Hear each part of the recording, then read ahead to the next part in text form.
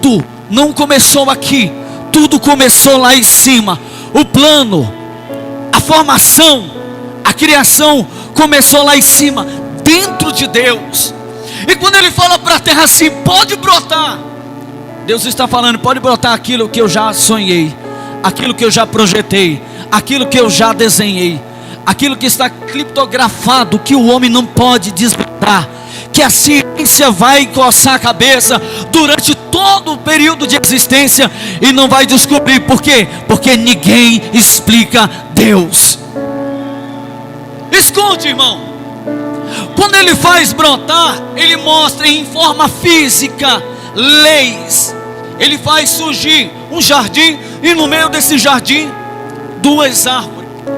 Deus está criando duas leis aqui, e dá forma para essas leis. São duas árvores, a saber, uma que dava longevidade, eternidade, vida eterna, e a outra que dava, irmãos, conhecimento de um pouquinho de tudo, do que presta e do que não presta.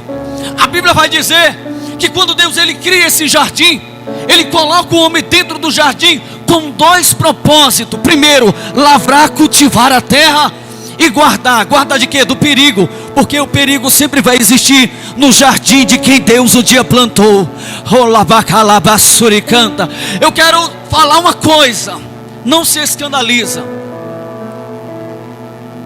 É possível alguém se perder, porque existem dias que a gente ganha, irmão, existem dias que a gente perde, mas pode existir um dia que você pode se perder, ainda que o lugar seja tão claro como o dia, ainda que não existe, irmãos, ainda que a tua visibilidade seja perfeita.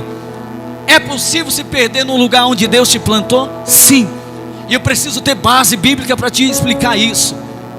Deus planta um jardim, Deus coloca o homem dentro do jardim, só que Deus vai mostrar o perigo.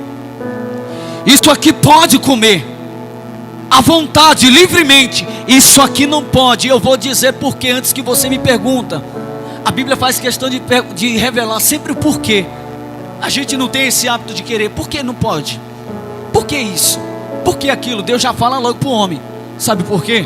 Porque se você comer, você vai morrer. Você vai morrer.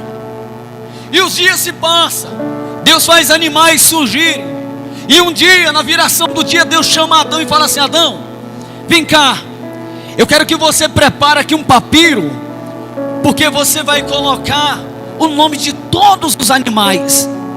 Você vai ser aquele que vai catalogar todos o nome e espécies de animais. E ele saiu, irmão, colocando o nome em todos os tipos de bicho. Passando-se outro dia, Deus vê que a zebra forma pai, que o elefante também, que a girafa e todos os animais tinham uma companheira. E Deus precisa continuar olhando, porque todo dia Deus faz questão de visitar aquele jardim. E ele olha para Adão e vê que Adão está muito entristecido, muito quieto, muito introvertido. E Deus está falando: isso não é bom, isso não é legal. O meu plano para com o homem não para só aqui. Eu tenho algo especial para a vida dele, mas não vai ser de qualquer jeito, vai ser da onde eu já comecei o plano. Aí Deus coloca a mão sobre ele, e ele cai sem sentido, cai anestesiado.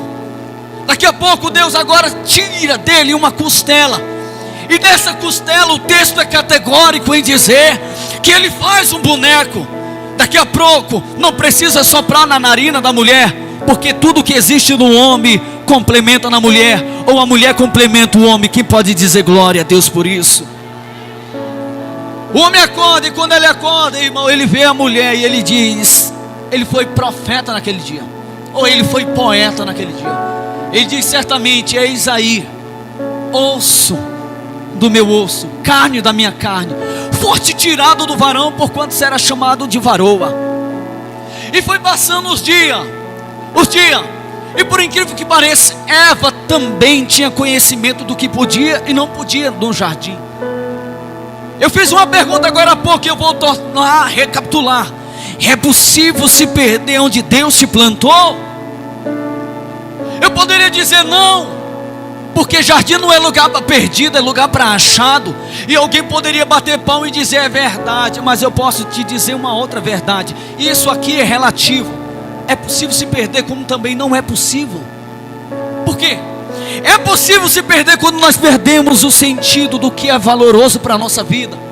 É possível se perder quando a gente, irmão, não consegue mais discernir o que é certo, o que é errado. Isso aconteceu na vida do homem depois que ele cai. Eu vou segurar aqui.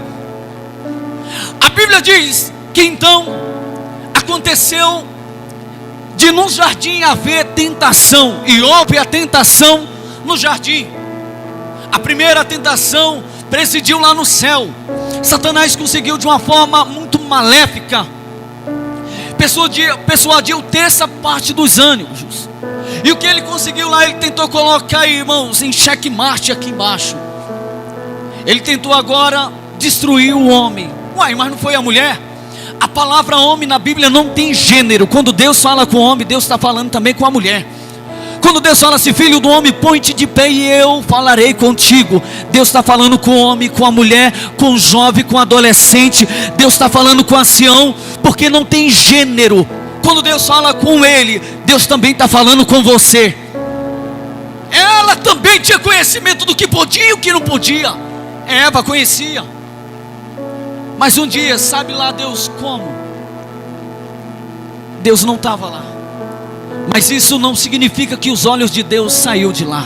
Diga para o seu irmão, você está sobre o olhar de Deus. E nada do que você falar, diga, nada do que você for falar, e nada do que você for fazer vai mudar o que Deus pensa acerca de você. Nada. Pode ser a mensagem, irmãos, que faça te chorar, a mensagem que te faz correr. Nada e ninguém pode mudar o que Ele pensa acerca de você. E Deus da janela da eternidade vai assistir o homem, porque é uma lei.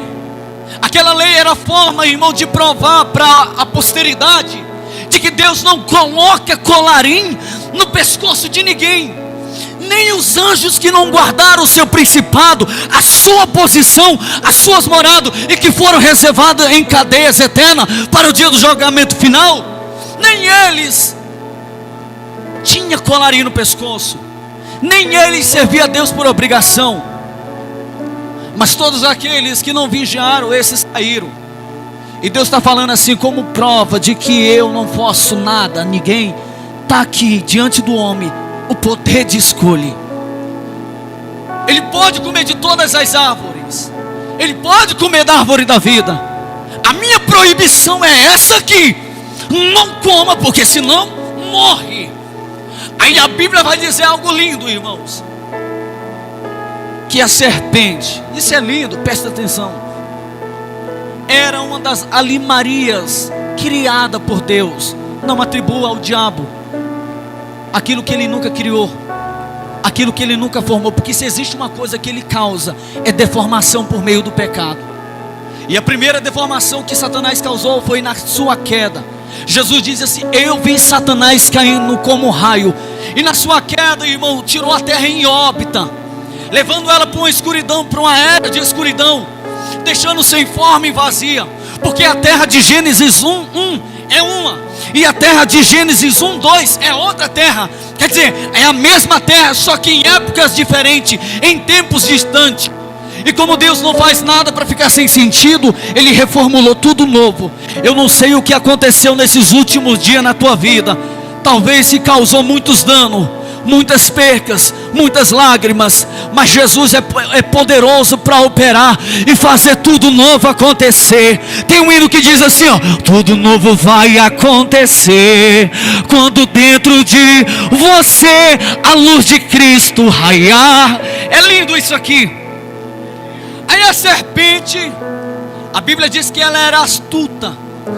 Isso é da personalidade da serpente. Isso é da natureza de quem é serpente. Elas são astutas por natureza, são traiçoeiras por natureza. Ela chega e fala com a mulher: